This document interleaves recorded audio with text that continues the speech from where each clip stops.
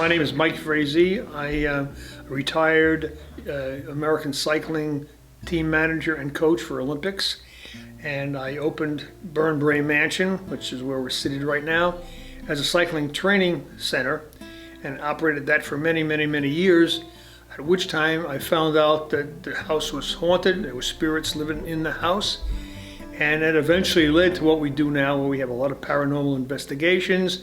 We've done many, many TV shows. In August, they're doing a feature film here. So that's what I do.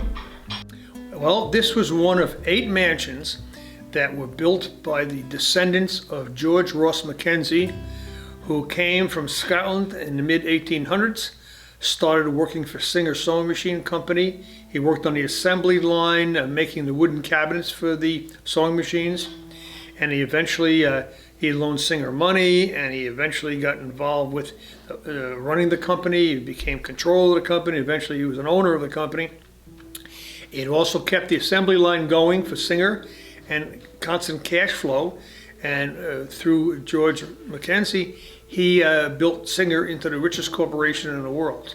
And then when he died in 1892, he not only left this mountain here, which he owned, a lot of houses where they spent their summers. He left all the factories that made the machines in Elizabeth, New Jersey, all the houses in New York City and Long Island, what they owned, left it all to his family.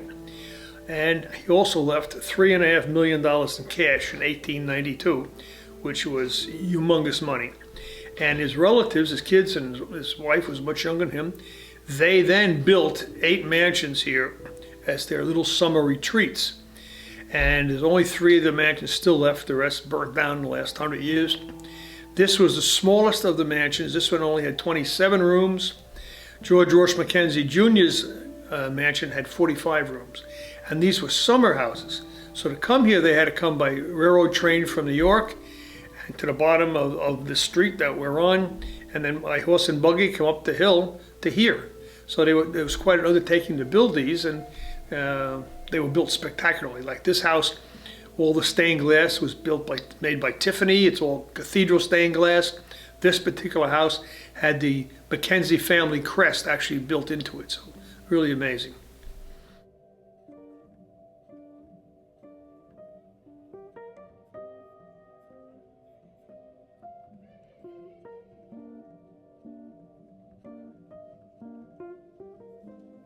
I was doing cycling training camps all over the United States, and matter of fact, all over the world. I did them in Europe and South America, and even in Asia. And I spent an awful lot of time traveling with other people's kids and with other, cyclists. And I was getting tired of it. I was getting older, and I said, geez, I would like to have my own facility where I can coach the way I know it should be done. My family, I was 3rd generation bicycle racer and coach. My grandfather started racing in France and then over here. And he was an Olympic coach on 2 Olympic teams. And so I wanted to be able to do things my own way, where I didn't have all this politics I had to deal with, and listen to people who didn't know anything about anything, thinking they knew everything.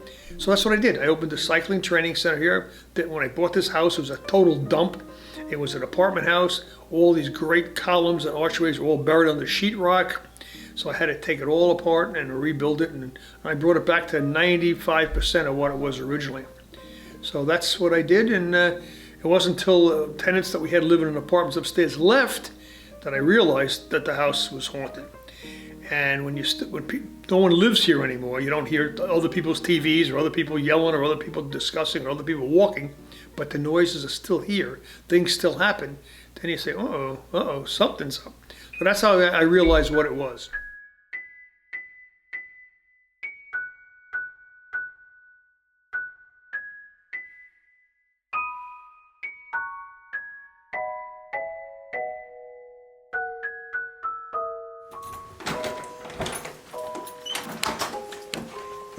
You gotta step through here because there's a widow's watch up here that you can go up on the roof.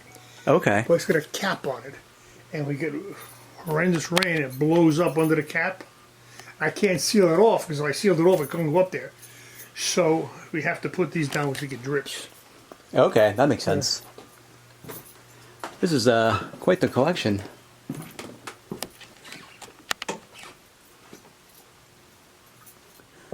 There's a lot to see here.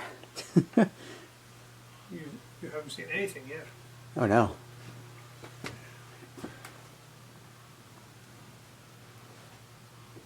When you come around here, don't bet. That's a shrunken head. That's a blowgun from headhunting Indians from Ecuador. This one here. Don't bang your head right over here. Okay. It hurts like hell. Oh wow.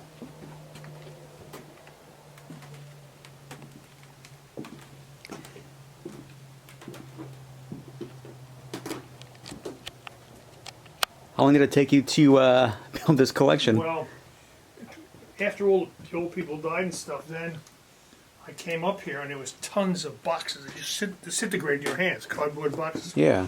That was full of stuff that people left here in the last 100 years that lived here, that moved, what have you. So I built all these shelves so I can put stuff on display. And probably 40% of the stuff that's in here was here. And other stuff was ours, you know, my family's, Pat's family's, stuff we accumulated ourselves. So most of this belonged to the former residents of the home, essentially. A lot of stuff. All this stuff over here did, you know, this thing here was, they used to, the houses had that, Catholics had that for the last rites. Yeah, it's like a last rites. Yeah, yeah. Right. Wow. All these meat grinders were here. People just left them, you know. A lot of the dolls were here. Furniture was here. And we threw away a ton of stuff. Broken chairs and broken tables, just burnt them. Wow.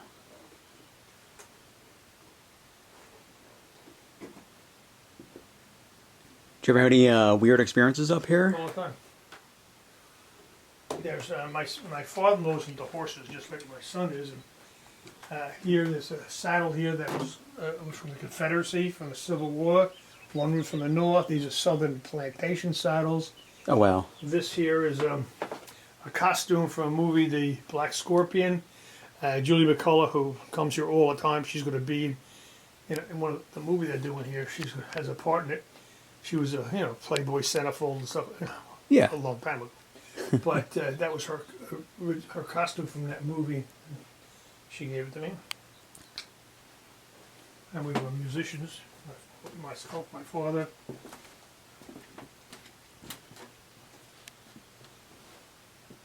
And this here was a saddle owned by John Wayne. Oh wow. The guy traded this saddle to my father-in-law for a paint horse that my father-in-law had, a champion paint horse. And the guy was a cameraman on 3 of John Wayne's movies. And he said that John Wayne gave him this saddle. And of course you can't ask John Wayne, he died in 1979.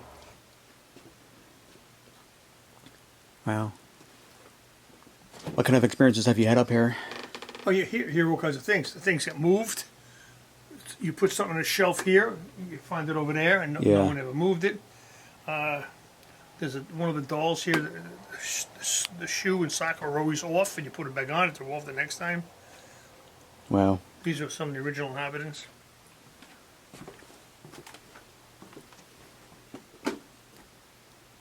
Well, I'm sure the former residents appreciate the fact that you keep their stuff here. Well, if they were still alive. See this wheel here, this wooden rim wheel, bike wheel. Yeah. My grandfather rode that in the 1912 Olympics and hit a cobblestone. You got beat up pretty good. Yeah, in Amsterdam. It's in Holland, by the way. Well, we've had many people that come here and they have all the different explanations. They use all kinds of things to figure stuff out. They use those divining rods. They use the Ouija board that we have in there to figure things out. They film things. People are like empaths. Like we have one guy that works at the Halloween show. He's a Native American. He's like an empath. His great grandfather was a shaman for their Indian tribe from Alaska, and things just come to him. And he would just tell names and things that he visualized and he dreamt. And then when you investigate him, he's right. And there's no way he could ever know that. So these people would look and see. And they found that some of the spirits here were here before the house was built, and it was just a farm. And this whole area was very active during the history of the United States. Besides the Revolutionary War, the French and Indian Wars were fought up here, the Revolutionary War, of course. There was even Civil War battles fought up here. This was all part, along the river, was part of the Underground Railroad, where slaves would be transported or snuck all the way up to Canada, getting away from the South. So it was always very, very active. And I'm not going to tell you the number, but that's what people are going to find out themselves. But we've had 4 professional groups that were very famous that all came up with the same number of how many spirits are in this house, and it's quite amazing how many there are, including a very famous person by the name of Chip Coffey, who did 2 TV shows here, and he's really, really amazing, an amazing person. In fact, he went to Cuba with us when we did the very first paranormal investigation that was ever allowed in Cuba, just before COVID, and he came up with a number. And all the 4 to try to predict the number through different reasons, different methods, whatever, all came up with the same number.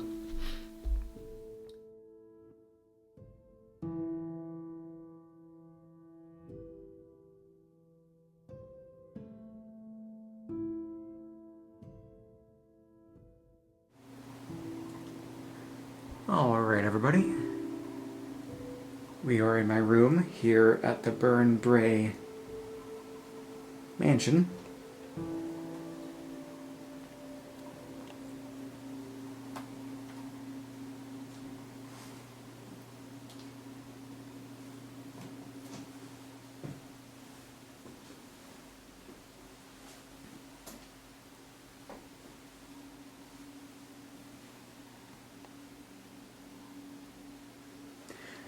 I'm going to give you guys a walkthrough of the house. It is about maybe 10 or 15 after midnight. I am the only guest in this house. So let's take a walk around and creep into the darkness.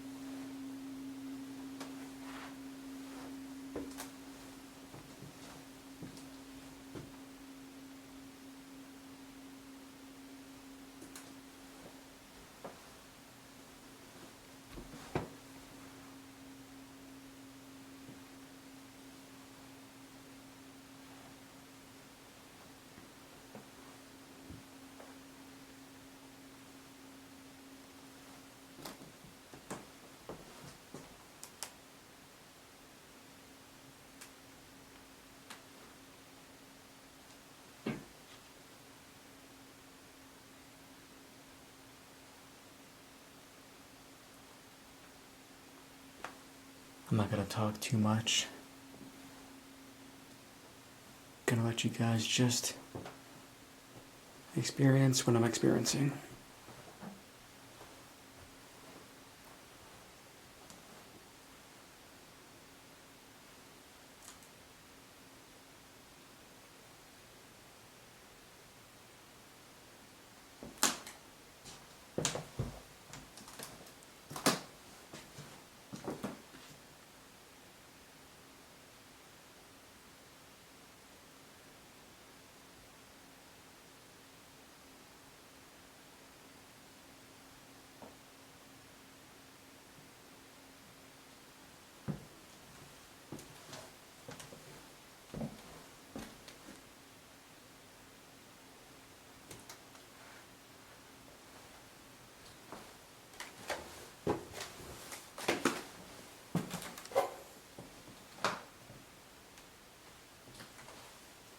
Here's the other bathroom.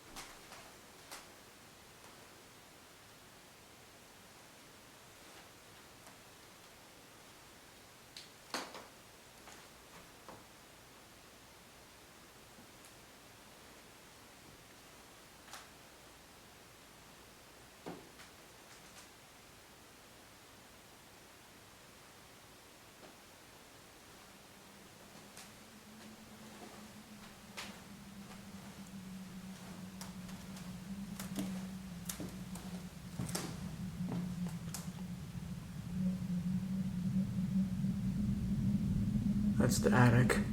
Well, yeah, third floor attic area. We'll go up there soon. I'm gonna give you guys a tour of the downstairs first. Then we'll make our way upstairs. This light is actually from the actual Amityville house in Long Island. Just a fun fact.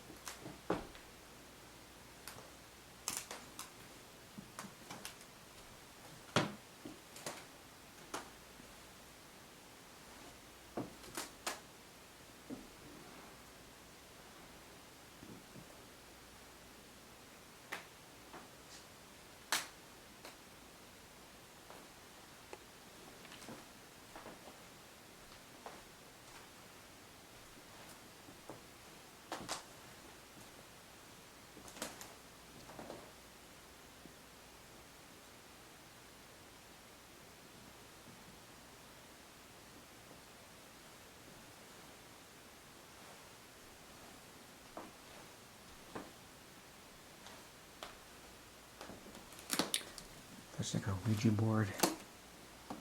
This is pretty cool.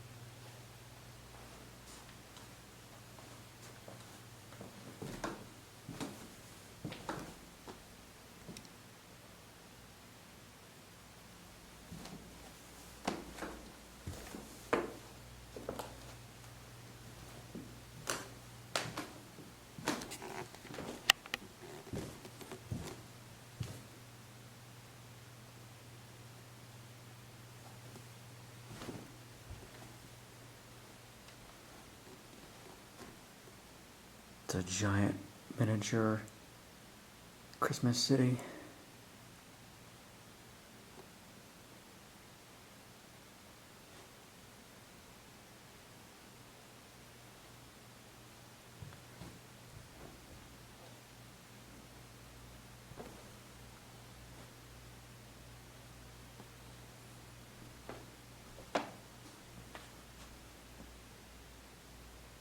It's pretty fun.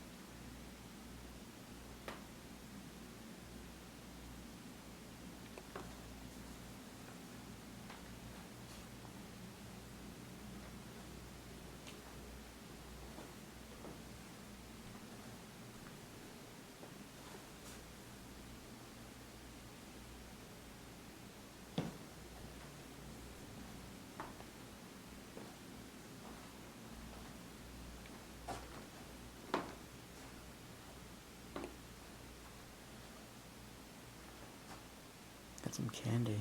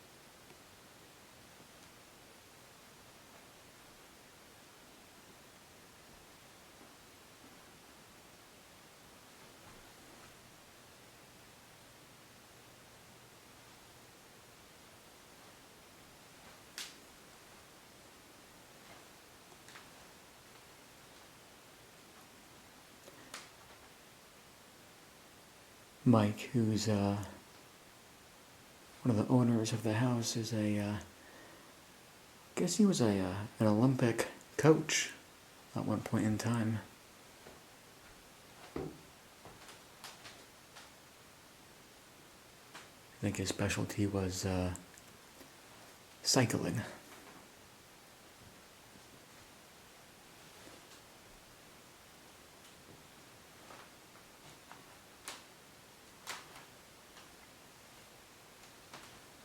Pretty cool stuff.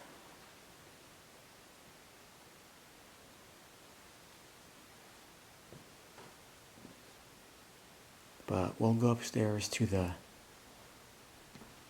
3rd floor. My wife, when we moved here, we came from Bergen County, New Jersey, near the George Washington Bridge, and my wife still worked there. Somebody had to work to pay the bills at the beginning here until we got established. So she would go all the time to New Jersey every day, and I loved football. So I used to like to watch Monday Night Football. The problem was I watched it upstairs in our apartment. It bothered her. You know, even if I turned the sound off, she was in the bedroom, I was in the living room, and the light changes, and when commercials come on, this come on, and that bothered her.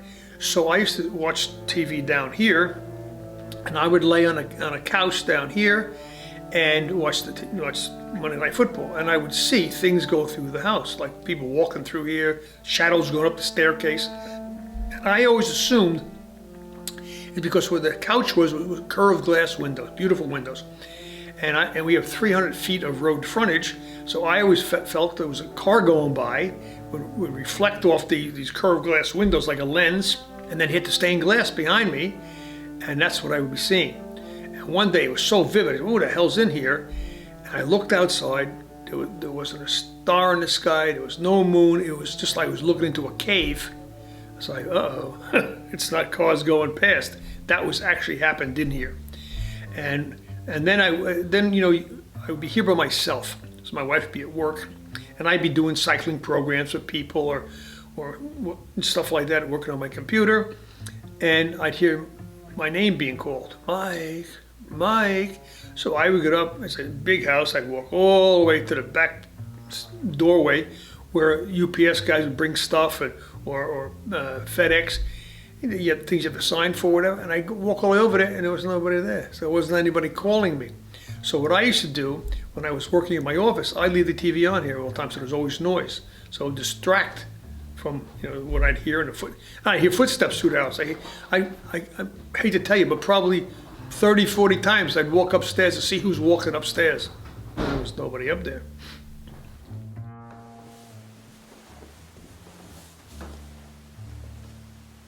All right.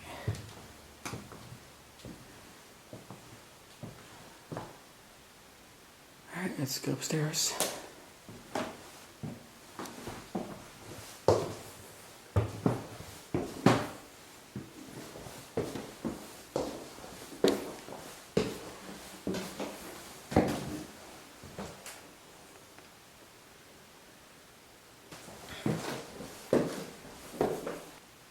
Alright, and this is the attic of curiosities.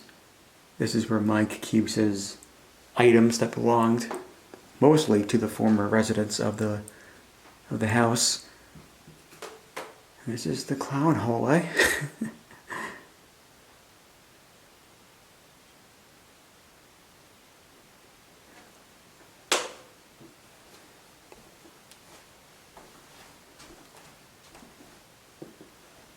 And this is one of the 2 bedrooms you can stay in on the 3rd floor here.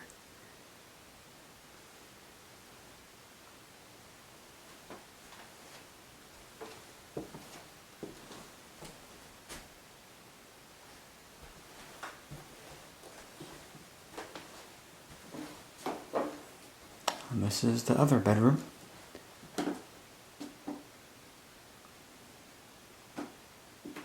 Now, from my understanding, one of the guys from Ghost Hunters, when he was here investigating, they discovered there was some kind of hidden room. And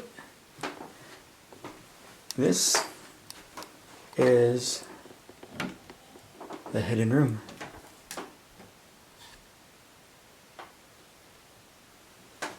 And according to Mike, a lot of these things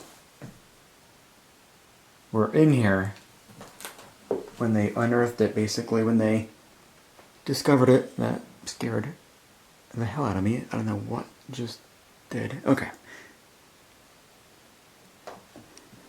There's a light in here we can just turn on. We'll just do that.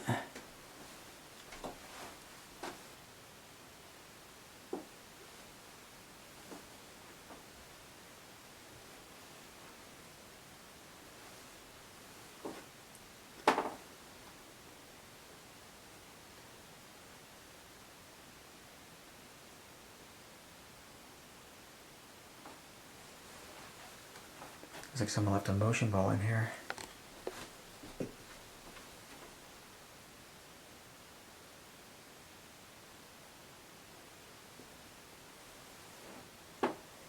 But I don't know. It's interesting.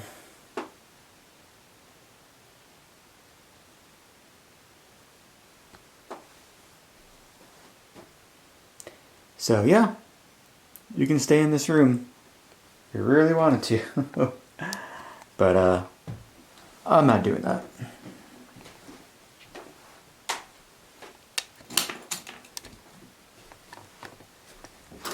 Close this door forever.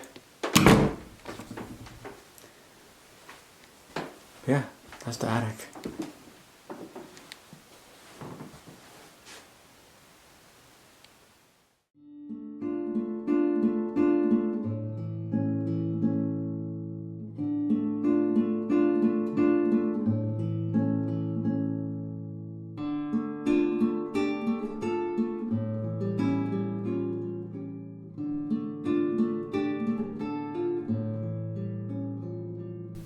And one last question. Do you think you'll be haunting this place?